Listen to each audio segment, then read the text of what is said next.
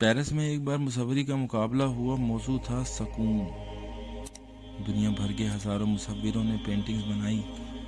तस्वीरें फिल्टर होकर आखिर में 10 रह गईं। जजेस ने इनमें से किसी एक को बेस्ट पेंटिंग करार देना था। तमाम पेंटिंग्स मास्टरपीस थीं। एक तस्वीर में वादी थी। रात का वक़्त था, चांद निकला हुआ था, झील का पानी तक सुकून की नींद सो रहा। चारों तरफ गहरा सकूत था। दरख्त भी सांस नहीं ले रहे थे। एक तस्वीर में सहरा की शाम थी। दूर दूर तक शाम की लाली और रेत का समुंदर बिखरा हुआ था। वो तस्वीर भी सांस लेती हुई महसूस होती थी। एक तस्वीर में एक काला और सफ़ेद बच्चा दुनिया और माफिया से बेपरवाह खेल रहे थे और उनके चेहरों पर खुशी और सुकून के अंबार लगे थे। एक तस्वीर में शेर और हिंद का बच्चा करीब करीब लेटे थे और शेरनी बड़े प्यार से दोनों को देख रही थी। और एक तस्वीर में एक मलंग लंदन के मसरूफ तरीन रेलवे स्टेशन पर गंदा कंबल ओढ़ कर लेटा था और कंबल के नीचे से एक आंख से रेलवे स्टेशन के रश को हैरत से देख रहा था। ये तमाम तस्वीरें लाजवाब थीं। मुकाबला सख्त था। जजेस सर पकड़कर बैठे थे और 8 लफ्ज़ दम साध कर गैलरी के सामने खड़े थे। धड़कनें धड़कनों से उलझ रही थी। जजेस ने बहरहाल तवील गौर व फिक्र के बाद दुनिया की बेहतरीन तस्वीर का फैसला दे दिया।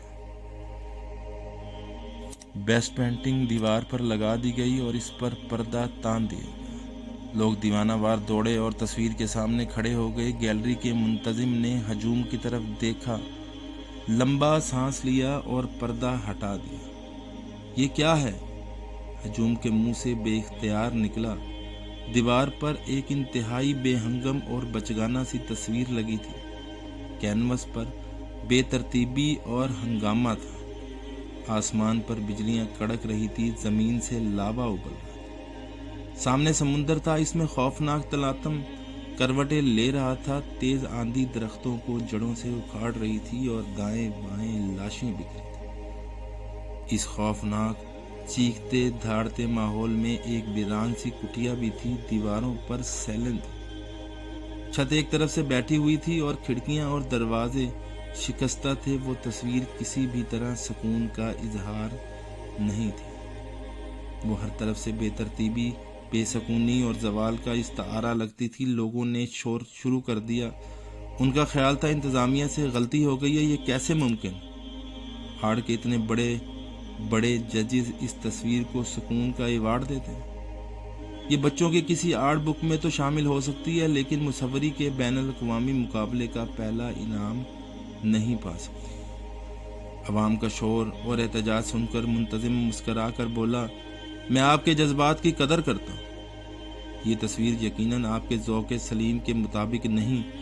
इसकी बेतरतीबी और इंतशार आपके ज़ौक़ पर गिरा गुजर रहा है। मैं इस हकीकत से भी वाकिफ हूँ, लेकिन आप हमारा नुक्ता नज़र सुन लें।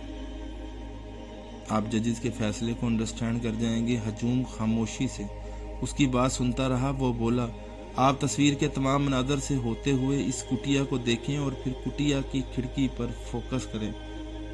हजूम ने अपनी नज़रें खिड़की पर गाड़ दी।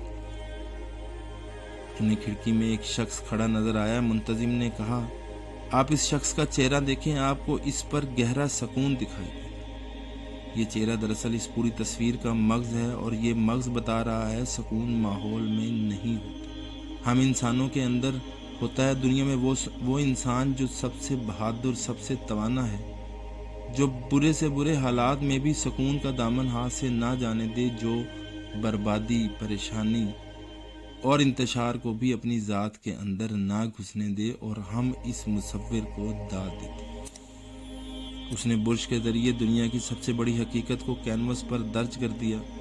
हजूम ने यह सुनकर दोबारा तस्वीर की तरफ देखा और बेख्तियार तालियां बजाने पर मजबूर हुआ। मैंने ये वाक़या मशहूर मोटिवेशनल स्पीकर संदीप माहेश्वरी की वीडियो में सुना था। माहेश्वरी का तसव्वुर नया नहीं था।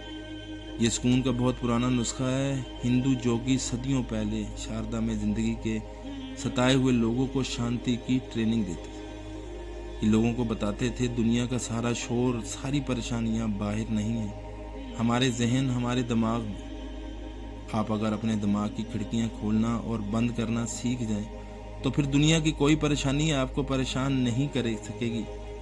آپ قبرستان میں بھی بیٹھ کر سکھ کا سانس لے سکیں گے۔ یہ لوگوں کا دماغ کا سوئچ آف کرنے کا طریقہ بھی سکھاتا ہے۔ میں 4 سال پہلے نیلم وادی سے ہوتا ہوا شاردا پہنچا۔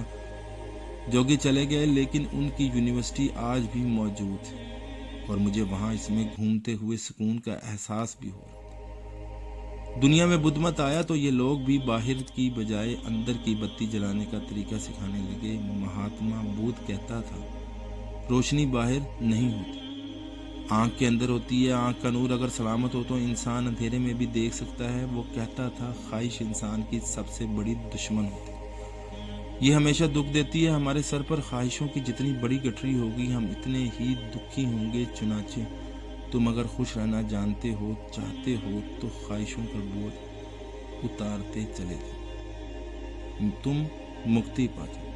میں اس فلسفے سے اتفاق کرتا ہوں، واقعی باہر نہیں اندر، اور خواہشوں کی گٹھریاں جتنی زیادہ ہوں گی ہم اتنے ہی پریشان رہیں گے۔ میں پچھلے 4 سال سے دیکھ رہا ہوں لوگوں میں ڈپریشن، اینگزائٹی اور فرسٹریشن بڑھ رہی ہے۔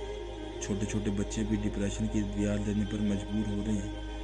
لوگ کروڑوں اور اربپتی ہیں لیکن اندر سے بے سکونی اور بے آرامی کا شکار ہیں۔ کراچی کے ایک کلائنٹ اور اس کی کمپنی میں 7,000 ملازم ہیں، ذاتی جہاز کا مالک ہے لیکن 3 مرتبہ خودکشی کی کوشش کر چکا ہے۔ زندگی میں کوئی کمی نہیں لیکن اندر تنور چل رہا ہے۔ دنیا کی کوئی چیز اسے سکون نہیں دیتی، سارے جتن کر کے دیکھ لیے لیکن اینگزائٹی ختم نہیں ہوتی۔ میں نے ایک دن اس سے کہا تمہاری زندگی میں کوئی ایشو نہیں، سکون تلاش کرنا بند کرو، لمبی سانس لو، نیچر کے ساتھ رہو اور جلتی سلگتی دنیا سے رابطے کم کر دو۔ وہ ہنس کر خاموش ہو گیا۔ میں اپنے دوستوں سے درخواست کرتا رہتا ہوں لمبی واک کیا کریں، سوشل میڈیا بند کر دیں، ٹویٹر اور فیس بک فرسٹریشن اور ڈپریشن کے علاوہ کچھ نہیں۔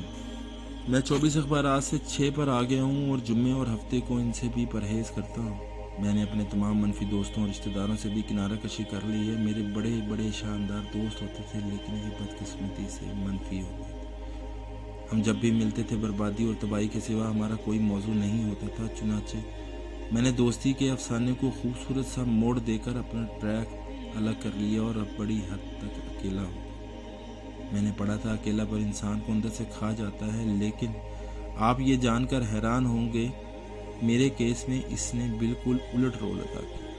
میرے پاس وقت اور توانائی کا انبار بھی لگ گیا اور میں ڈپریشن اور اینگزائٹی سے بھی باہر آ گیا۔ مجھے اب پتہ چلا لوگ پرانے زمانے میں شہروں سے نکل کر پہاڑوں اور غاروں میں کیوں چلے جاتے تھے، یہ کیوں کم کلام اور کم خوراک کو اپنی زندگی بنا لیتے تھے۔ شاید فرسٹریشن سے بچنے کا یہی طریقہ ہے۔ میں برسوں پہلے ایک صوفی کا شاگرد تھا۔ وہ فون صرف کرنے کے لیے استعمال کرتے تھے، فون کرتے تھے اور اس کے بعد اس کی تار نکالتے۔ میں نے ان سے اس سنگ دلی کی وجہ پوچھی تو وہ ہنس کر بولے ٹیلی فون کی تار میں ڈپریشن ہوتا ہے۔